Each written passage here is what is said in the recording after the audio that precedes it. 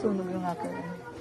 Hello, good morning mga guys. Ako nga ngayon ang toka sa kusina at ako'y nagluluto ng talong, itlog at tuyo. Wow! Napakasarap naman talaga ng kain natin kapag tuyo at talong ang ulam, di ba?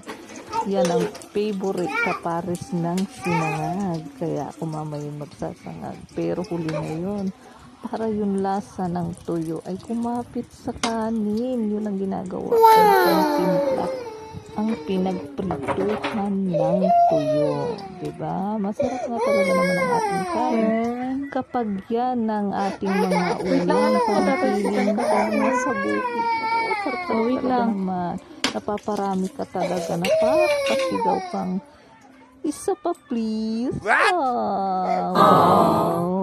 Masarap talaga naman pag ganyan ang ulam. Tapos kompleto kayong kumakain. Sabay-sabay kayong kumakain. Yung nag-aagawan kayo ng ulam. Wow! Na ito akin tuha, akin na lang tuha, ganito.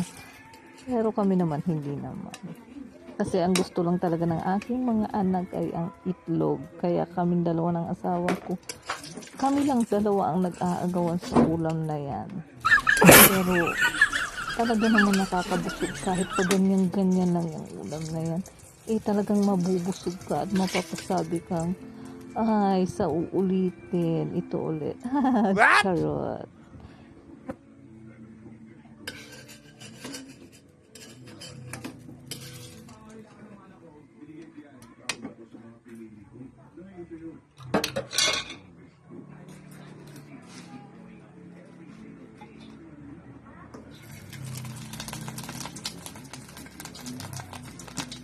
At after nga ng talong, sinunod ko na itong tuyo. Ito na yung huli kong ulam na niluluto. Kasi, ang isusunod ko naman dyan ay kanin. Wow! 5 piraso nga lang yan kasi 10 piso. 5, o diba? Yan palang solve ka na sa tuyo. Tapos, sumukas na suka na mayroong maraming sili. Wow! Talagang uusok ang bibig mo sa sarap na sa anghang na. Yan pala. Habang nagbo-voice cover ako dito, alam niyo bang natatakap pa rin ako. Gusto ko na naman kumain yan.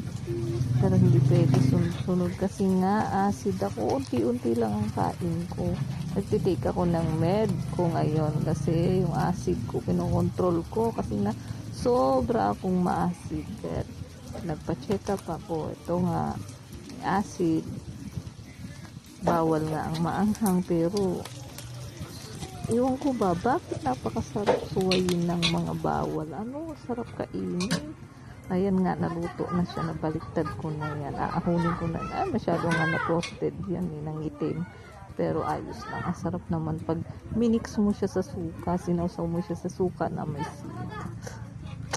Sasarapan ka talaga ng pagkain at mapapasigaw ka ng take 2 please.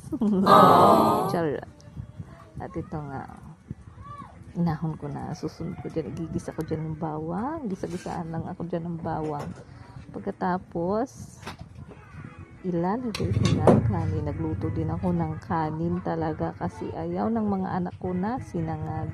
Kaming dalawa lang mag-asawa o ang kumakain talaga ng sinangag, sila hindi. Ayaw nila yung sinangag, pero best rice talaga pag sinangag ang fried rice with tuyo. Wow! Lakas ka bukid, kumain ka sa bukid, ganyan ang mga ulamin ng nasa bukid, diba? Ang sarap. Tapos may malamig-lamig, umuulan-ulan, tapos makain ka ng ganyan. Mapapasabi ka ng wow. And the next is last but not the least, yes, sinagang na kanin, fried rice. Ito nga at niluluto ko na kanin. Sinare ko lang talaga sa inyo ang aming breakfast for today. Salamat sa panonood. Don't forget to like and subscribe. Thank you for watching. pa. Bye! Bye, bye, bye!